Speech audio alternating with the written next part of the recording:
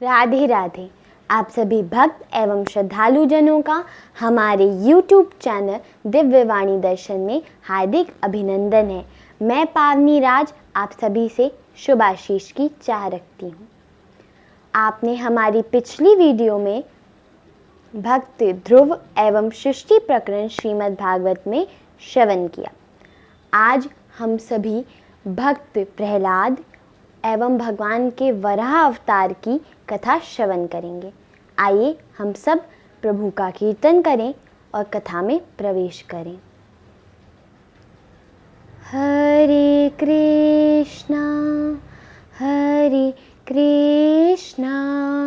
कृष्णा कृष्णा हरे हरे, हरे रामा रामा रामा हरे हरे, हरे कृष्णा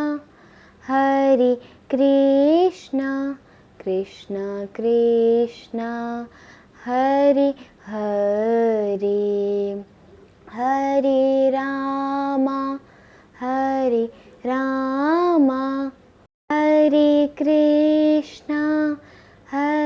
कृष्णा कृष्णा कृष्णा हरे हरे, हरे रामा रामा रामा हरे हरे, हरे कृष्णा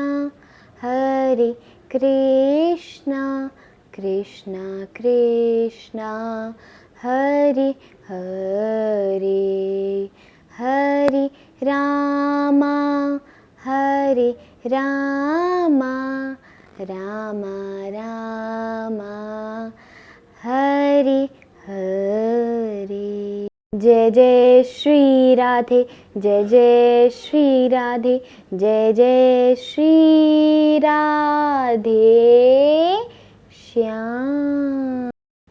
आइए हम सब प्रभु की कथा में प्रवेश करें। कथा आती है कि एक बार माता दिति कौन है? राक्षसों की माता।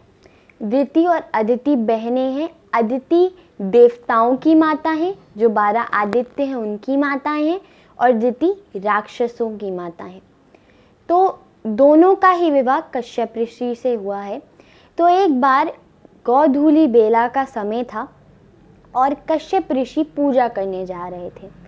अब गोधूलि बेला क्या होती है? ये दोपहर और शाम के बीच का एक समय होता है।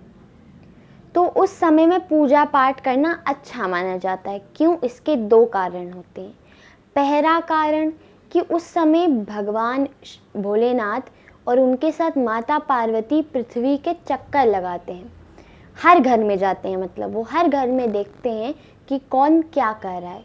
तो इस समय अगर आप पूजा पाठ करते हैं तो ये शुभ माना जाता है, भगवान की आप पे कृपा होती है। दूसरा कारण, इस समय ये ठाकुर जी का गैया चरा के वापस आने का समय था। तो ठाकुर जी आते तो माता यशोदा द्वार पे हमेशा खड़ी रहती, उन्हें गोदी में बैठाती, लाल चाव करती, प्यार करती, भोजन खिलाती, आरती करती कि मेरा पुत्र आया है, प्यार करती। इसलिए इस समय पूजा पाठ करना अच्छा माना जाता है कि आप भी ठाकुर जी को उसी समय लाड चाव करें। जब गाँव की धूल उड़ती थी उस समय, इसी वजह से इस समय को, इस बेला को गोधूलि बेला कहा जाता है। तो गोधूलि बेला का समय था और कश्यप ऋषि पूजा पाठ करने जा रहे थे। तब उनकी पत्नी दिति आती हैं और कहती हैं कि मुझे अपना वंश आगे बढ़ाना है, मुझे पुत्र चाहिए।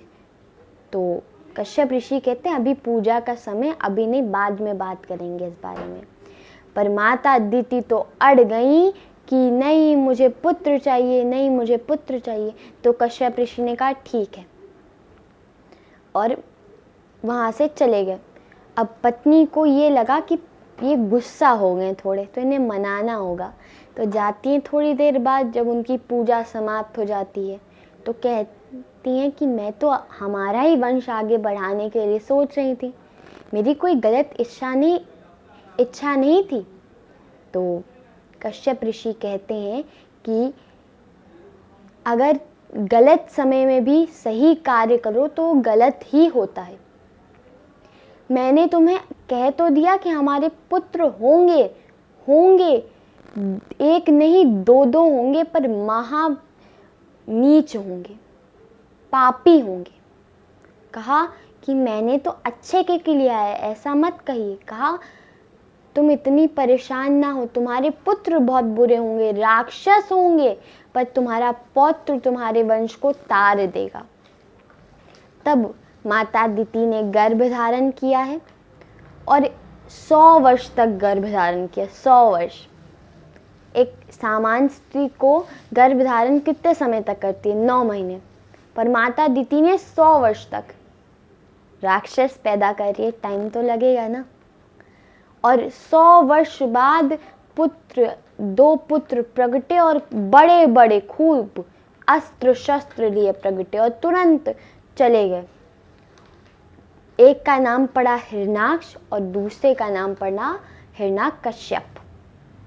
हिरणाक्ष जाते ही सबसे बड़ी चीज उस समय समुद्र हुआ करती थी, तो समुद्र को कहता है कि आओ समुद्र देव, मेरे साथ युद्ध करो। तो समुद्र डर जाते हैं, वो कहते हैं कि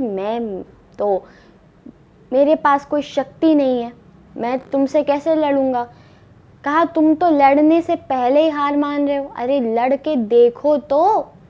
कहा अरे तुम्हें इतना ही लड़ने का शौक है तो मेरे अंदर पृथ्वी समाई हुई है, उसको तुम नीचे से ऊपर ले आओ और उस पे अपना आधिपत्य स्थापित कर लो।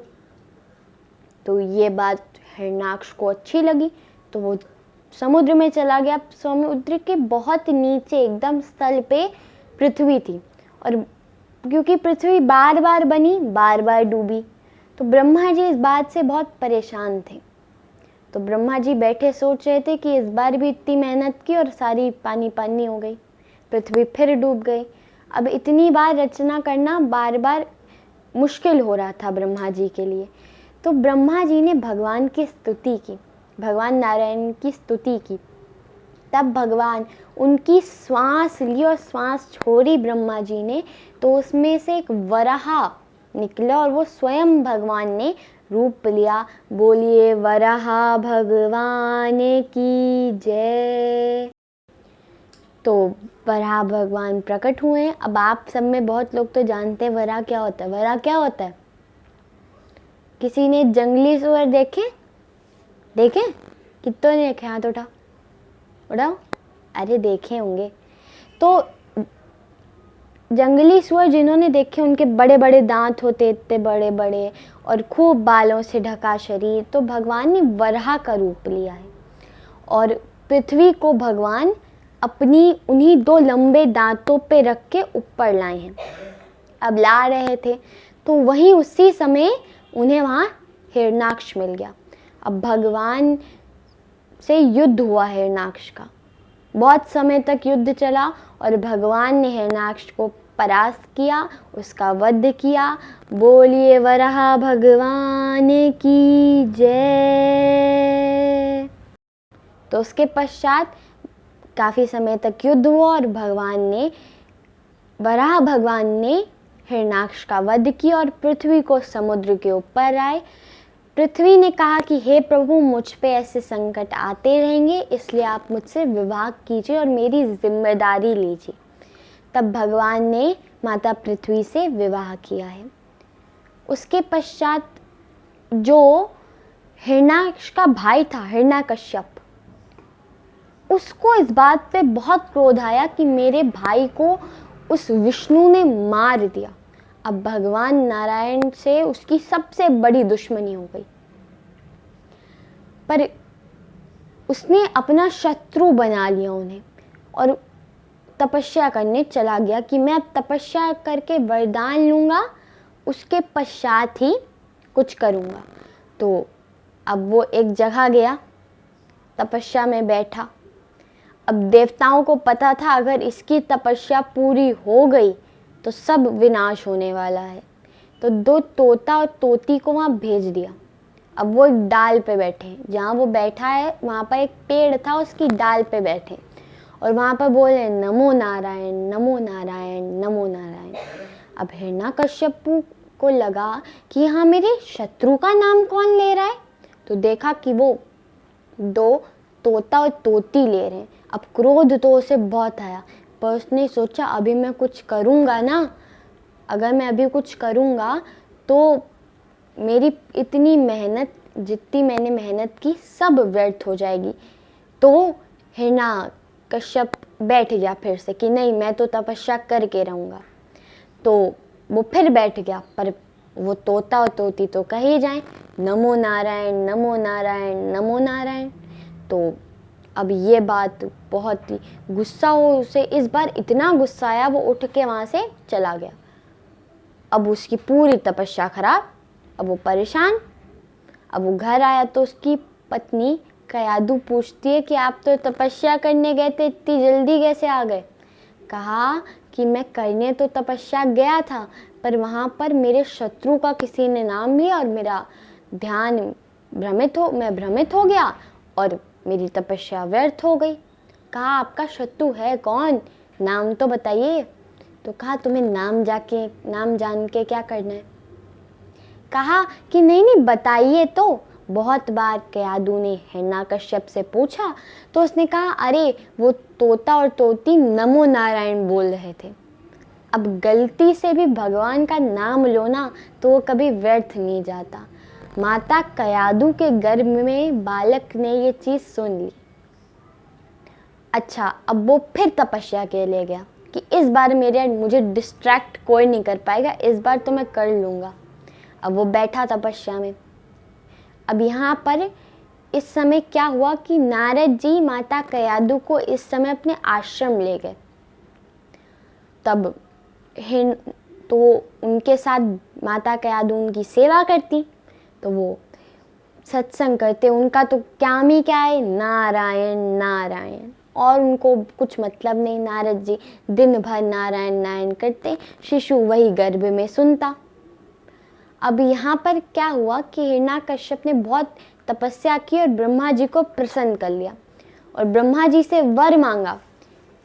ऐसा वर मांगा कि चाह के भी उसे कोई मार ना सके। कहा कि मैं ना मनुष्य से मरूं, ना मैं एक जानवर से मरूं, मैं एक पशु से भी ना मरूं, ना मैं किसी अस्त्र से मरूं, ना किसी शस्त्र से मरूं, ना मैं सुबह मरूं, ना मैं रात को मरूं, ना मैं घर में मरूं, ना मैं घर के बाहर मरूं, ना मैं ज़मीन में मरूं, ना मैं आसमान में मरूं। मैं 12 महीने में से किसी महीने में ना मरूं। ये शर्त कही तो ब्रह्मा जी, अब अमृत तो मांग नहीं रहा है वो कि वो मना कर दे, तो उन्होंने कहा ठीक है। तो अब वो वापस आया।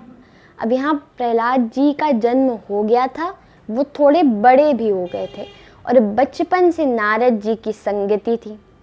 संगति का बहुत असर पड़ता है। जब आपके माता पिता आपसे कहते हैं ना कि अच्छी संगति में बैठो, तो आपको बड़ा बुरा लगता है कि हम कौन सी बुरी संगति में बैठे। तो बुरा तो बड़ा लगता है कि अरे, तो माता पिता कहते हैं ना तुम्हारा वो दोस्त ऐसा है, वो ये करता है, तो आप कहते हो अरे वो करता है ना, हम थोड़ी ना कर रहे हैं, मैं कागज़ पे लिख के दे सकती हूँ, आप वो करने लगोगे। रहीमदास जी का एक पद है कि कदली सीप भुजंग मुख, स्वाति एक गुणतीत, और जैसी संगति बैठी हो वैसो ही फल दीत। कदली क्या होता है, केले के पत्ते। केले के पत्ते पे जब वर्षा होती है, स्वाति नक्षत्र में जब वर्षा होती है, तब अगर वही वर्षा की एक बूंद केले के पत्ते पे आ जाती है तो वो कपूर बन जाती है, वही एक सीप में पड़ जाती है तो वो मोती बन जाती है, और वही अगर एक सांप के मुख में चली जाती है तो वो विष बन जाती है। इसका मतलब है कि वो बूंद एक ही है वर्षा की, पर संगति अलग है। तो आप कैसे लोगों के साथ रहते हो वो आपका चरित्र पहले ही बता देता है। अब प्रहलाद जी किसकी संगति में रहे हैं? नारद जी की संगति में, तो भक्ति तो आएगी ही जीवन में।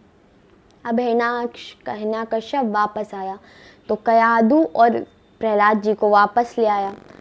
अब प्रहलाद जी की आदत हर समय नारायण नारायण करने की, तो अब ये हिरण्यकश्यप को बहुत क्रोध आया। वो कहता है कि अरे तुम मेरे पुत्र हो और तुम उस मेरे शत्रु नारायण का नाम ले रहे हो, असली भगवान मैं हूं वो नहीं। तो पता है प्रहलाद जी क्या सुंदर उत्तर देते हैं कि आप स्वयंभू भगवान हैं। स्वयंभू भगवान समझते हैं आप? खुद के बनाए भगवान, खुद कोई उपाधि दे दी, खुद कोई सब बना दिया। कहा कि आप खुद के बनाए भगवान हैं, पर आपका भी भगवान वही है। अब ये बात हिरण्यकश्यप को बिल्कुल अच्छी नहीं लगी, बहुत क्रोध आता है। पर पुत्र है, समझाते हैं, डांटते हैं, पर पुत्र समझे ना। तो कहा कि अब इसे गुरुकुल में भेजना होगा। गुरुकुल में किसके पास भेजेंगे? तो दैत्यों के गुरु कौन है? गुरु शुक्राचार्य, और हिरण्यकश्यप के भी वही गुरु हैं। तो कहा कि अब इनको गुरुदेव के पास भेजता हूँ, अभी ठीक हो जाएगा ये। तो भेज दिया। अब वहाँ पर भी नारायण नारायण। अब शुक्राचार्य जी बहुत डांटते हैं, पर प्रहलाद जी तो प्रहलाद जी नारायण नारायण करते रहते हैं। अब एक बार शुक्राचार्य जी कहते हैं कि यहाँ पर देखो मैं जा रहा हूँ थोड़े समय के लिए बाहर, और कोई किसी ने भी नारायण का नाम लिया ना, तो खासकर तुम प्रहलाद, तो मैं देख लूँगा तुम्हें आके। शुक्राचार्य जी चले गए। अब आप तो जानते हैं भक्त तो भक्त, नारायण नारायण शुरू। अब जो दैत्य बालक उनके साथ दूसरे थे उनको भी ले लिया कि चलो तुम भी नारायण नारायण जपो, वही असली भगवान है। तो वो भी करते हैं नारायण नारायण नारायण नारायण। अब शुक्राचार्य जी आए, कहा मैं तो सोचा था कि जैसे बैठा के गया हूँ वैसे ही बैठे रहेंगे, ये तो नाच कूद के नारायण नारायण जप रहे हैं। तो अब शुक्राचार्य जी को बहुत क्रोध आता है। तो शुक्राचार्य जी प्रहलाद जी के पास जाते हैं, प्रहलाद जी का हाथ पकड़ लेते हैं। अच्छा, अब किसी इंसान को करंट लग रहा है, एक स्विच है जिससे करंट आता है, उसमें कोई अपनी उंगली रख दे तो उसे करंट लगेगा। अब आप बिना चप्पल, बिना लकड़ी, बिना किसी भी चीज़ के उसे पकड़ लो, आपका क्या होगा? आपको भी करंट लगेगा। वैसे ही प्रहलाद जी के अंदर आज भक्ति का करंट दौड़ रहा है। अब शुक्राचार्य जी ने छुआ तो उनको भी करंट लग गया, वो भी कर रहे हैं नारायण नारायण। अब हिरण्यकश्यप ने सोचा कि जरा देखूं गुरुदेव क्या शिक्षा दे रहे हैं। तो वो आया तो देखा यहाँ पर सारे दैत्य बालक नारायण नारायण करें, बीच में प्रहलाद जी नारायण नारायण, और शुक्राचार्य जी इधर से उधर कूदते कूदते कर रहे हैं नारायण नारायण। अब उनको बड़ा क्रोध आता कि मैं इनको छोड़ के किस लिए गया था प्रहलाद को, कि ये इसके नाम, ये भगवान का नाम लेना छोड़ देगा, और हो क्या रहा है। अब बहुत समझा लिया, प्रहलाद जी को घर ले जाते हैं। अब कहा कि बेटा उस नारायण का नाम छोड़ दो, ये लास्ट वार्निंग थी, ये आखिरी बार मैं तुम्हें समझा रहा हूँ, उसने मेरे भाई को मारा है और तुम उसी का नाम जप रहे हो। कहा कि आपके भाई ने काम ही वैसे किए थे तो क्या करें, मारते नहीं तो क्या करते। अब बहुत क्रोध आता है हिरण्यकश्यप को। अब वो उन्हें प्रहलाद जी पे हमले करवाता है, अपने पुत्र को मरवाने की कोशिश करता है। कैसे? पहले तो उन्हें सैनिकों से कहता है कि इस प्रहलाद को मार दो। तो सारे सैनिक शस्त्र लेके जाते हैं, एक अलग सी ऊर्जा प्रकट होती है और सब दूर जाके गिर जाते हैं। अब कहा कि हाथी से कुचलवा दो। प्रहलाद जी को लेटाया जाता है, हाथी आता है, कुछ नहीं होता है प्रहलाद जी को। फिर कहा कि प्रहलाद को जाके एक ऊंची सी खाई में फेंक दो। अब 2 सैनिक गए, प्रहलाद जी को फेंक के आए और कहा कि प्रहलाद मर गया मर गया। अब यहाँ जश्न होने लगा, तो सब मदिरा पान हो रहा है, अप्सराएं नाच रही हैं, और तभी दरवाजे पे एक आवाज़ सुनाई देती है। कहा कि कौन आया है? तो दरवाज़ा खुलता है तो प्रहलाद जी, छोटे से प्रहलाद जी नारायण नारायण करते आ रहे हैं। तो हिरण्यकश्यप कहता है कि मेरे सैनिकों ने तो तुम्हें खाई से फेंक दिया था, तुम वापस कैसे आ गए? कहा कि आपके सैनिक पिताजी मूर्ख हैं। अरे मुझे फेंकने के बाद देख लेना चाहिए कि मैं मरा कि नहीं, और थोड़ी देर रुक जाते तो ये भी नारायण नारायण करते आ रहे होते। बहुत क्रोध आता है उसे। तो वो कहता है कि अब उसकी एक बहन थी, नाम था उसका होलिका। वो होलिका से कहता है, होलिका को ब्रह्मा जी ने एक ऐसी चुनरी दी थी कि अगर उसे वो ओढ़ के बैठ जाए तो अग्नि भी उसे जला नहीं सकेगी। तो एक लकड़ियों का ढेर लगा, उस पे होलिका बैठी और उनकी गोद में प्रहलाद को बैठाया गया है। और होलिका ने चुनरी ओढ़ी और उसमें आग लगा दी। अब आग ऊपर तक पहुंच रही है, पर देखिए कि भगवान ने किया क्या। इतनी तेज हवाएं चलाई कि वो चुनरी होलिका के ऊपर से हट गई और वो प्रहलाद जी के सिर पे गिर गई। प्रहलाद जी बच गए और होलिका वहीं जल के राख हो गई। इसलिए हम सब होली से पहले होलिका दहन करते हैं, क्योंकि उसी दिन भगवान ने अपनी भक्त की रक्षा के लिए सारे नियम बदल डाले। देखिए, मैं हमेशा कहती हूँ कि प्रबल प्रेम के पाले पड़कर प्रभु को नियम बदलते देखा। अपना मान भले घट जाए पर भक्त का मान न घटते देखा। और भक्त अगर प्रहलाद जैसा हो तो भगवान ऐसा करें क्यों ना। भगवान के इतने बड़े भक्त हुए हैं प्रहलाद जी। छोटे से हैं पर भक्ति इतनी बड़ी है। छोटे से हैं पर भक्ति देखिए कितनी है। प्रहलाद जी को भक्ति के स्थान में सबसे बड़ी कोई उपाधि होती है भक्ति में, तो भक्त शिरोमणि होता है। और प्रहलाद जी भक्त शिरोमणि हैं। बड़ी प्रसिद्ध बात कही जाती है कि प्रहलाद जी के बारे में कि नाम जपत प्रभु कीन प्रसादो, नाम जपत प्रभु कीन प्रसादो, भक्त शिरोमणि भय भक्त प्रहलादो। कि प्रहलाद जी की संख्या भक्त शिरोमणियों में आती है। जो भक्ति में सबसे बड़ा स्थान है वो है भक्त शिरोमणि, उसमें प्रहलाद जी आते हैं। तो अब हिरण्यकश्यप को बहुत क्रोध आया। तब प्रहलाद जी को बांध दिया और कहा कि तेरा भगवान कहाँ है? अरे बता तो, कोई भगवान नहीं है। कहा कि मेरा भगवान हर कण कण में है। कहा इस खंबे में है? कहा है। तो हिरण्यकश्यप ने अपनी गदा उठाई और उस खंबे पे मारा और खंबा टूट गया और उससे नरसिंह भगवान प्रकट हुए हैं। अब देखिए, नरसिंह भगवान का जो स्वरूप है वो बहुत विचित्र है। जैसा वरदान मिला था हिरण्यकश्यप को कि ना उसे नर मार सकता है ना उसे कोई जीव जंतु मार सकता है। अब भगवान नरसिंह का शरीर तो एक मनुष्य का है पर मुख एक शेर का है। तो आप जिसका मुख शेर का हो और शरीर इंसान का हो, उसे आप क्या बोलोगे? इंसान या फिर कोई जीव जंतु? दोनों ही नहीं है। वो दोनों है उसमें, पर वो दोनों में ही नहीं गिना जाता है। फिर हिरण्यकश्यप को मारने के लिए उसकी अगली शर्त क्या थी कि मैं 12 महीनों में से किसी महीने में ना मरूं। तब भगवान ने एक अधिक मास लिया। अधिक मास आता है ना, तो अधिक मास में मारा है भगवान ने हिरण्यकश्यप को। और फिर उसे खींचते खींचते घर के बाहर ले गए।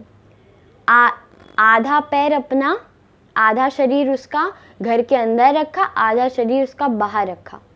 अब आधा आप घर के अंदर हो, एक पैर आपका घर के अंदर एक बाहर है, तो आप कहाँ आते हो? दोनों में ही नहीं। आप दोनों में हो और दोनों में ही नहीं हो। फिर अपनी जांघों पे रखा हिरण्यकश्यप को। ना वो ज़मीन में है ना वो आसमान में है, वो भगवान की जांघों में है। और उस समय शाम की बेला थी, ना वो रात थी ना वो सुबह थी। और भगवान नरसिंह ने फिर अपने नुकीले नाखूनों से उसे मारा है। ना वो कोई अस्त्र है ना कोई शस्त्र है। और हिरण्यकश्यप का पूरा पेट चीर डाला। और वही हिरण्यकश्यप को भगवान नरसिंह ने उनका वध किया।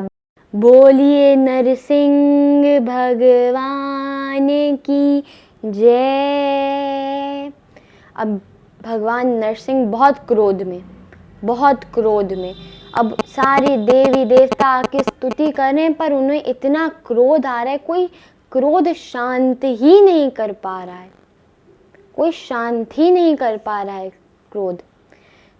तो फिर कहा कि माता लक्ष्मी को बुलाइए। माता लक्ष्मी आई, हाथ जोड़ के खड़ी हैं। पर भगवान नरसिंह का क्रोध इतना भी कम नहीं हुआ, अभी भी उन्हें बहुत क्रोध आ रहा है। तब सबने कहा कि अब हम क्या करें। तब माता लक्ष्मी कहती हैं कि प्रहलाद को बुलाओ, क्योंकि भगवान किसी की सुने ना सुने पर भक्त की ज़रूर सुनते हैं। एक बड़ी ब्रज में एक बड़ी सुंदर बात कही जाती है कि भक्तन पाछे यूं फिरे जैसे बछिया संग गाय। कि जैसे एक बछिया अपनी माँ के पीछे भागती है ना, कि जहाँ भी एक गाय जा रही है उसके साथ उसकी बछिया चलती रहती है, वैसे ही भगवान भक्तों के साथ हमेशा चलते रहते हैं, उनके पीछे रहते हैं हमेशा, हर क्षण हर पल। तब प्रहलाद जी आए। प्रहलाद जी को देखते ही भगवान नरसिंह का क्रोध हवा हवा हो गया। अपनी गोदी में बिठा के प्रहलाद जी का लाड चाव कर रहे हैं।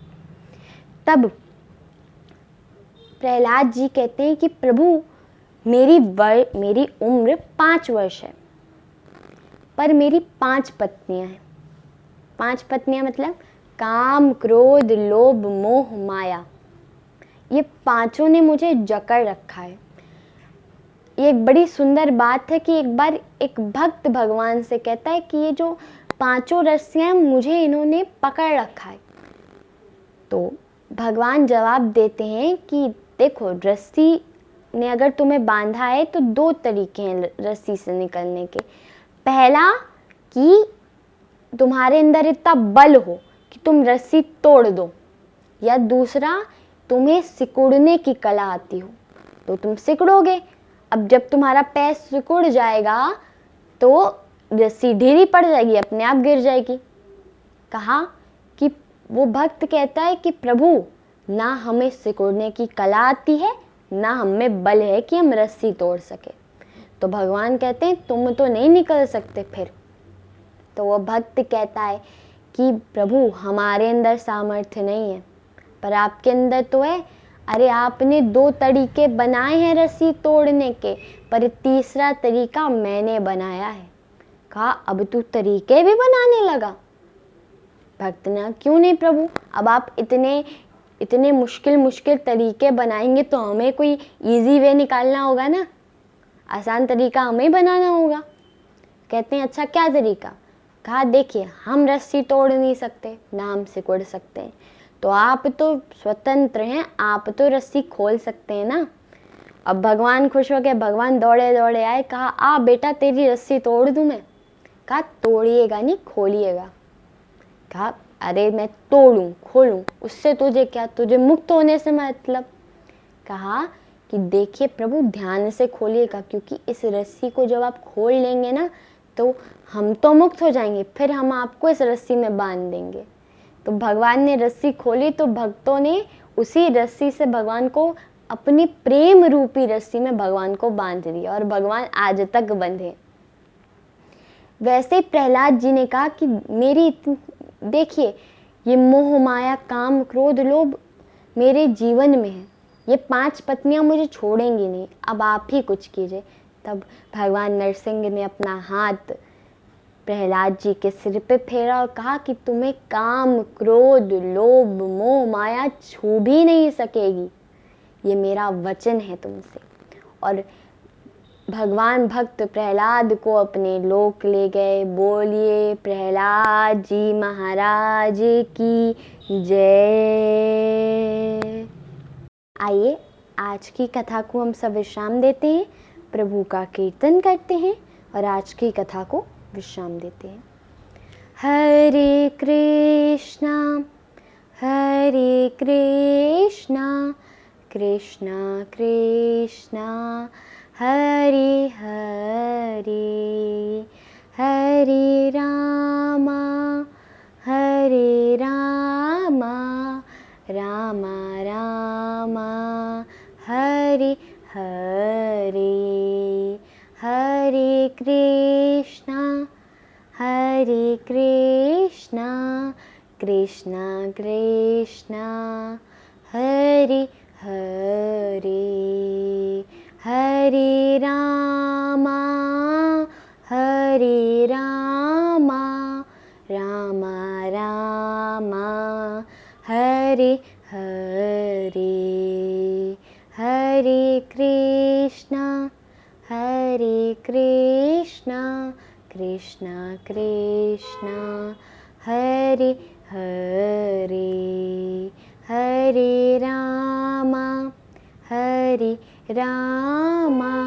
रामा रामा हरे हरे। बोलिए श्री राधा माधव सरकार की जय, बरसाने वाली की जय, श्री किशोरी जी की जय, वृंदावन बिहारी लाल की जय, खाटू नरेश की जय, परम पिता परमेश्वर की जय, भागवत जी भगवान की जय, लड्डू गोपाल की जय, गणेश जी महाराज की जय, बाबा भोलेनाथ की जय, हनुमान जी महाराज की जय। जय जय श्री राधे, जय जय श्री राधे, जय जय श्री राधे श्याम।